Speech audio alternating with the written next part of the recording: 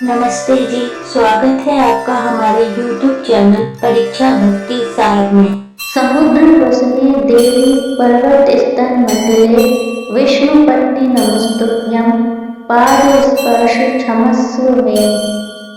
भगवान कृष्ण बोले, हे युधिष्ठिर, कार्तिक मास के कृष्ण पक्ष की एकादशी का नाम रमा है। इसके महात्म्य की कथा इस प्रकार है। एक मुचकंद नामक राजा सत्यवादी और विष्णु जी के भक्त थे।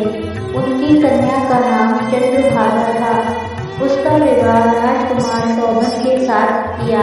सौभन का शरीर निर्बल था, श्रद्धा उसकी पूर्ण शक्तिशाली थी। एक दिन सौभन ससुराल में था और रमा एकादशी आ गई। मुचकंद राजा ने ढिंढोरा पिटवा दिया, आज सब प्रजा का उपवास करना होगा। हाथी घोड़े ऊंट इत्यादि पशुओं को भी अन्न मत देना। राजकुमार सौभन मुरादी सुनकर पत्नी के पास गए और कहने लगे, मैंने उपवास किया तो अवश्य मर जाऊंगा, कहिए क्या किया जाए। पत्नी बोली, यदि उपवास की शक्ति नहीं तो यहाँ से किसी दूसरे स्थान में चले जाइए। सौभन ने उत्तर दिया, यह बात निश्चित है कि मेरे शरीर में उपवास की शक्ति नहीं, परंतु श्रद्धा भक्ति मेरे मन में पूर्ण है। वह शिक्षा दे रही है कि चाहे शरीर टूट जाए, व्रत को ना तोड़ूंगा। अतः उसने रमा एकादशी का व्रत किया, भूख प्यास दिन को व्यतीत किया, कष्ट पाकर रात्रि को भी जागरण कर निकाल दिया। प्रातः होने से प्रथम प्राण त्याग किए। व्रत के प्रभाव से उसे इंद्राचल पर्वत पर रत्न जटित उत्तम नगर प्राप्त हुआ। यहाँ इंद्र के समान आनंद लेने लगे। गंधर्व और अप्सरा उनकी स्तुति किया करते थे। एक समय मुचकंद नगर का रहने वाला एक ब्राह्मण सोम शर्मा नाम का तीर्थ करने को घर से निकला। घूमता घूमता उसी नगर में पहुंचा जहां राजा मुचकंद का दामाद स्वर्ग भोग रहे थे।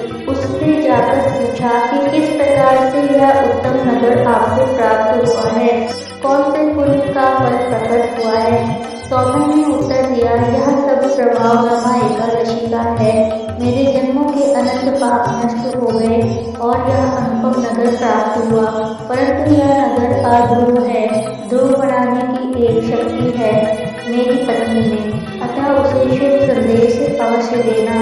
ब्राह्मण ने घर आकर चंद्रभागा से सब समाचार कहा और उसे मंदराचल पर्वत पर मुनि वामदेव के आश्रम में ले गए। मुनि ने चंद्रभागा के मंत्रों द्वारा अभिषेक किया। वह दिव्य शरीर धारण कर पति के पास चली गई।